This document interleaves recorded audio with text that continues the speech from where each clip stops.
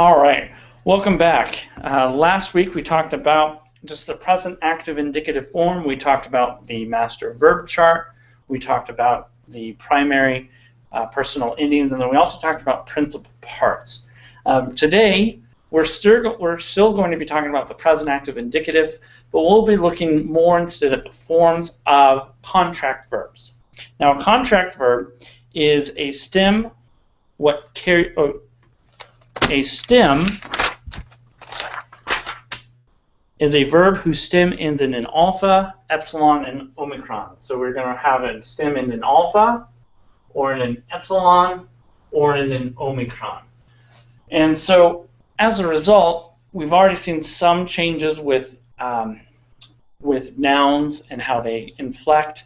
We're going to see a little bit more today with contract verbs. So basically, it's where the stem of the word, so in this case we have agapa, which is the stem, carries the meaning to love. Over here we have poie, which basically means to work or to do. And then over here we have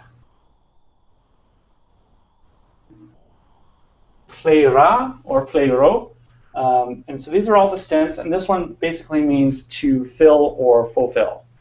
And so the contract verb is going to change based on the connecting vowel.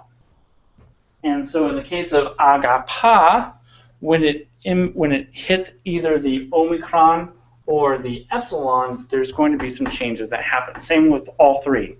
There's basically 5 rules to understand the differences between these three, and we'll break them out kind of one by one. One thing to note, just as we saw with the third declension, is that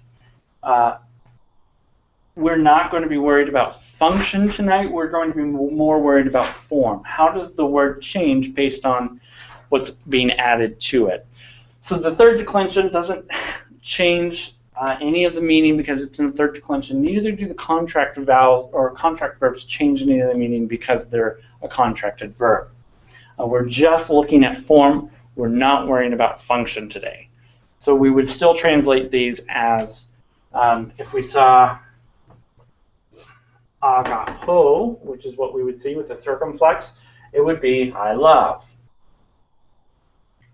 Same here, poieo. This one does not.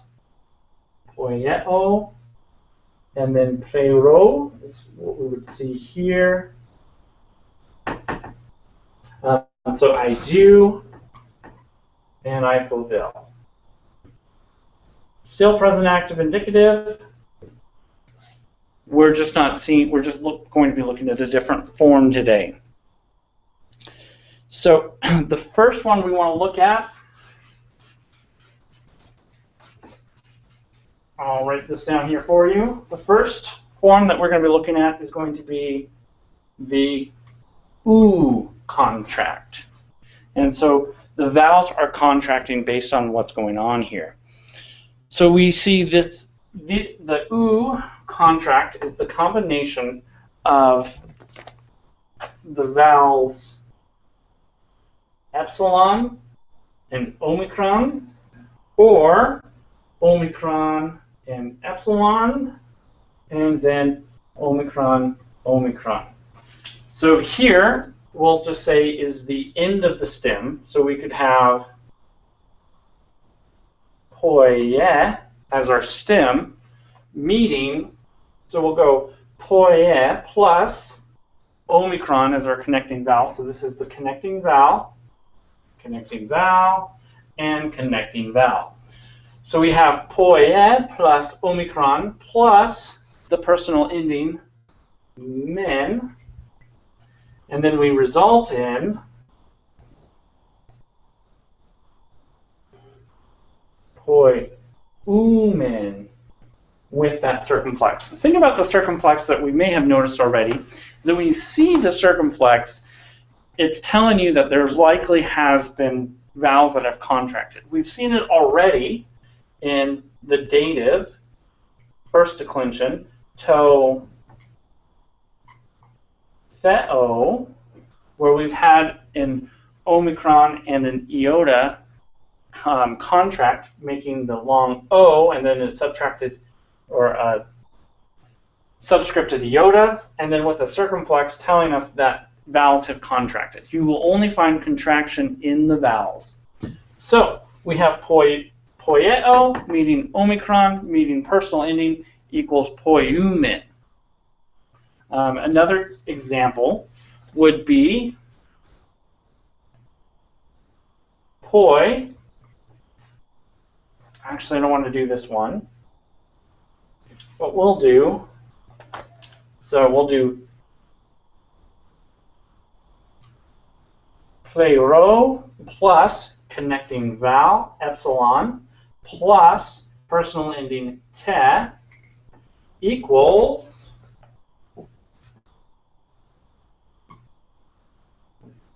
plerute, as we see that the omicron plus the epsilon produces the u.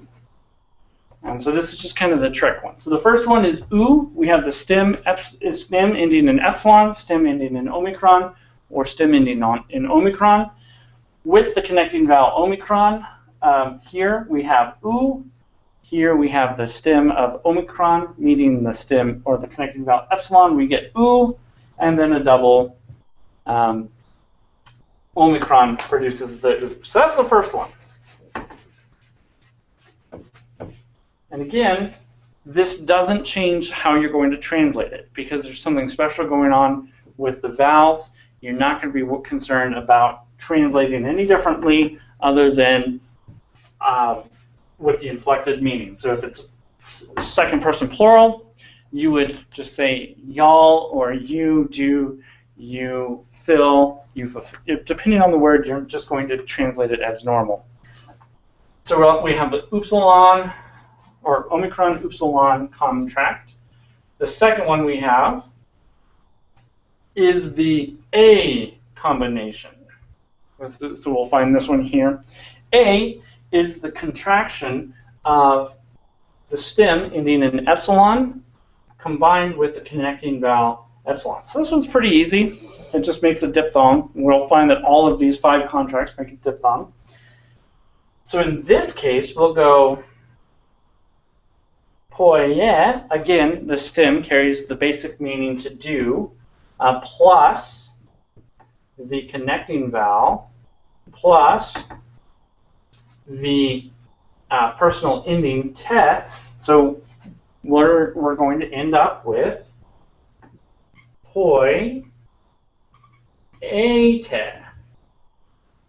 And we would probably normally expect to see like poiete, or we have 2 diphthongs in there.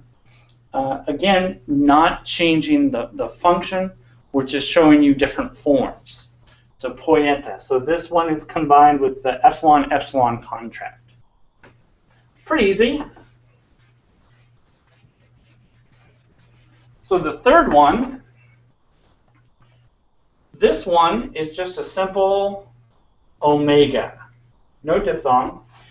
And so this is going to be combined by any combination of any vowel other than the epsilon omicron, omicron epsilon, and omicron omicron. So this one's going to be basically everything else with the omicron.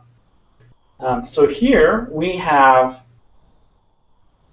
agapa as our stem, plus, let's go with the omicron for our connecting vowel, and then we have the personal ending me. So this one is going to become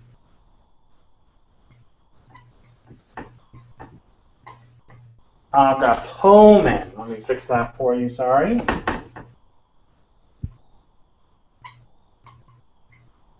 Agapomen, with that lovely little circumflex there telling us that things have changed.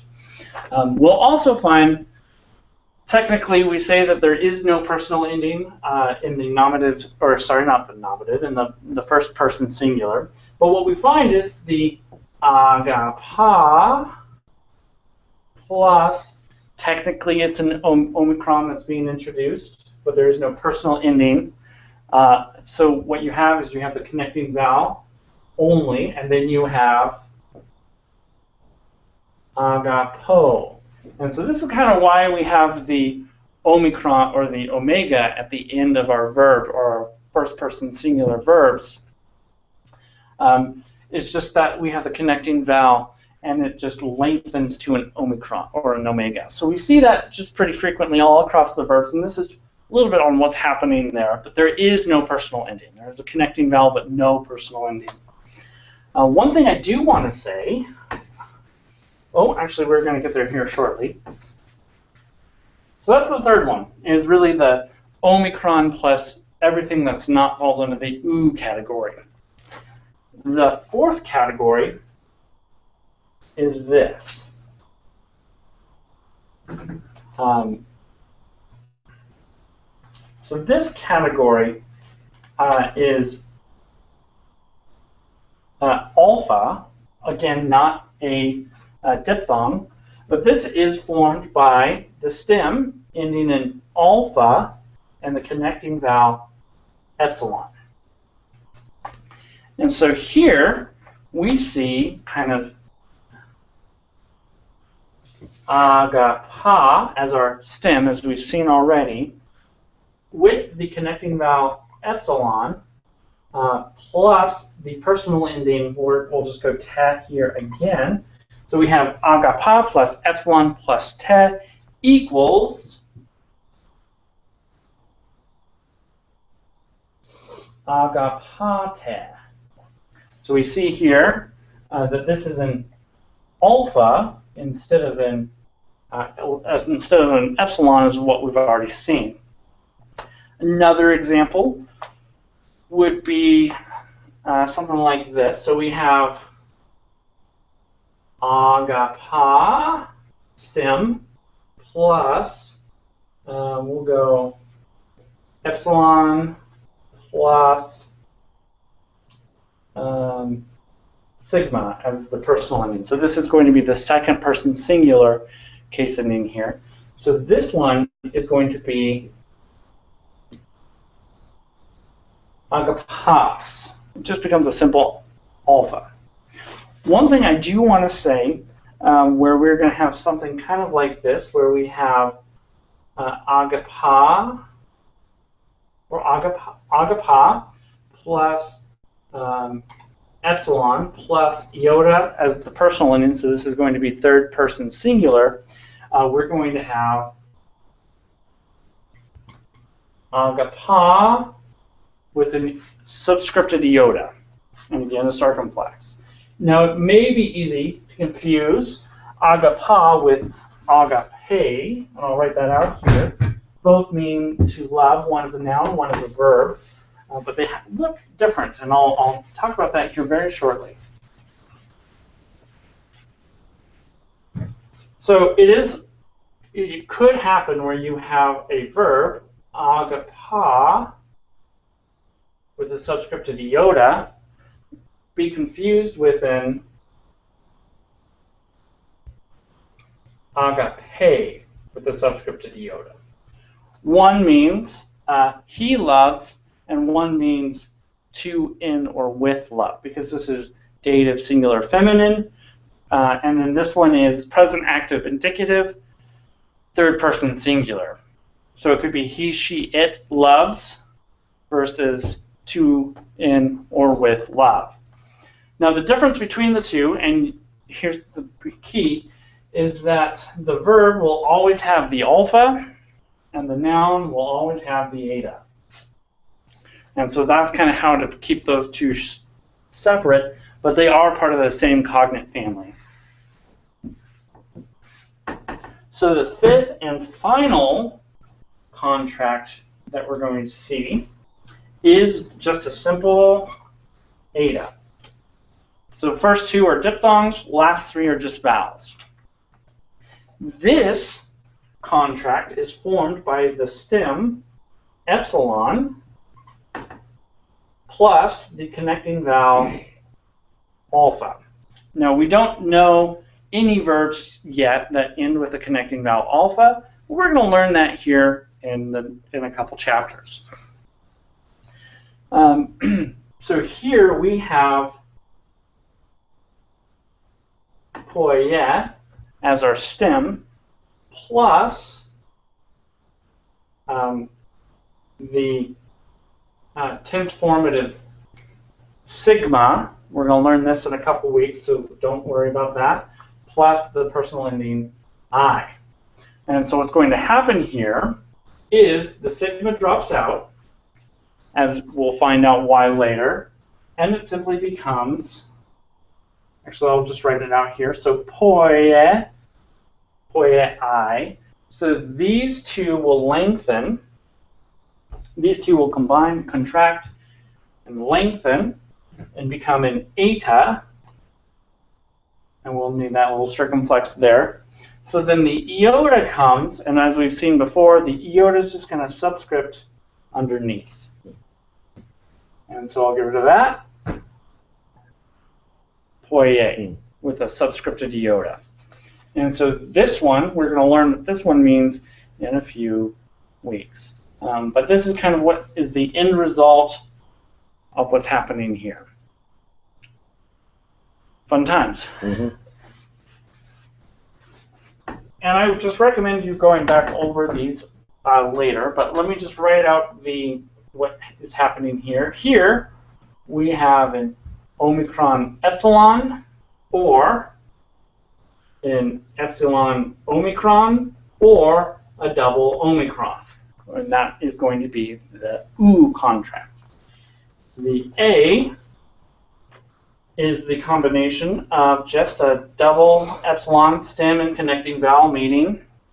The Omicron is basic, or the omega is basically anything that doesn't fall under that category. You'll see probably a lot of alpha plus Omicron is going to be the common one there. And the alpha is going to be a simply alpha epsilon, and it just lengthens to be a long alpha. And then the eta is going to be reversed, where it's epsilon alpha. Now, here's the fun thing. I'm going to go ahead and write out all of these differences for you. Let me just get rid of all of this, actually.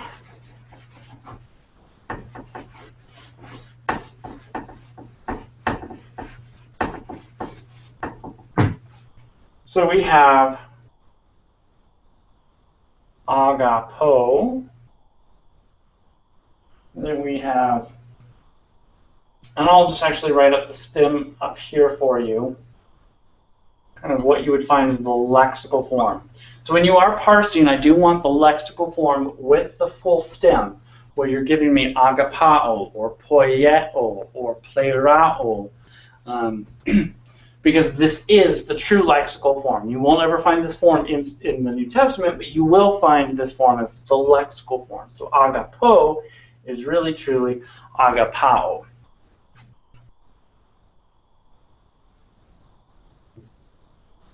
Agapas, with an E subscripted iota, because there is an iota there. Agapa, again, subscripted iota. Aga, I'm going to do circumflexes here. Agapomen. Agapate.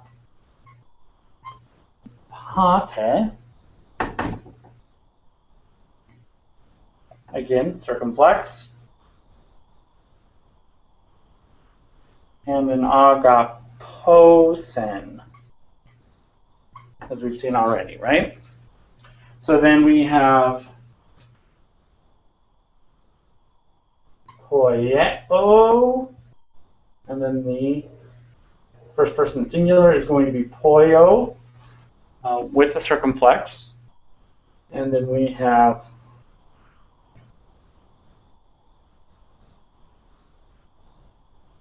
poies,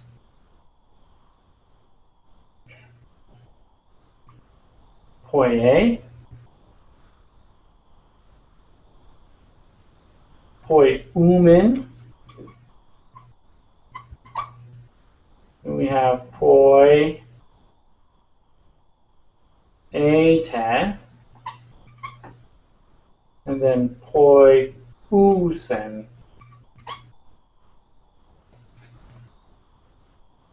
And we have one more to write out. So play, rao is the stem, becomes plero, which becomes playrois, and then playroi,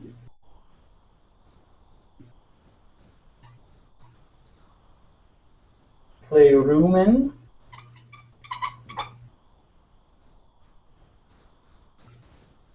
playrute, and then finally playrusen. And these are just the basic paradigms for all of these contracted verbs. The nice thing about these, and I'll write them out for you. So we have luo, ues, ue, and I'll write it over here, luomen,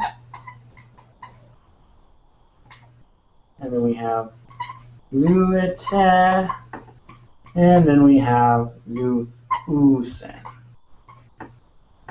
So the nice thing is, while the form is very different than what we've learned, we can still see the personal endings in here. So that's going to be kind of your key. So for playrois and playroi, it does look like the dative plural masculine or neuter, or it does look like the nominative plural masculine. But the key will be A, knowing the vocab, B, knowing that there's a circumflex over there telling you that contracted vowels have occurred. But we see that while there is different form here, the function is going to be the same. We love, and here, we do, we fulfill, and then we lose. So they all have the same function where they're acting and functioning as present, active, indicative verbs, first person plural. They just look slightly different than what we've learned. But this is all I have for you on the contract verbs. Again, I just want to stress that the form is different, the function is the same. Just like what we saw with the third declension nouns. They were still functioned as a noun, they still functioned in case, number, and gender. They just had a different form than the first and second declension nouns. And so we see the same thing with contract verbs. They're still, in this case, present, active, indicative, and they still function the same, they just have a different form.